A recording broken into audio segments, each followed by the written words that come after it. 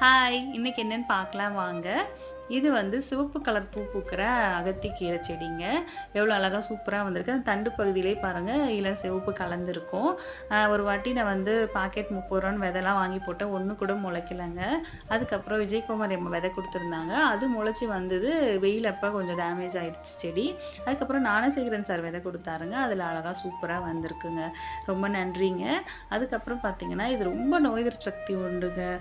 யூசுவலா நம்ம மாட்டுக்கு தான் அகத்திக்கீரை குடுப்போம். மனுஷங்களும் நம்மளும் சாப்பிடலாம். மாசம் 1 வாட்டி 2 வாட்டி வந்து கூட்டு, பொரியல், சாம்பார் அந்த மாரி எடுத்துக்கலாம். இது வந்து ஒயிட் கலர் பூ பூக்கிற அகத்திக்கீரைங்க.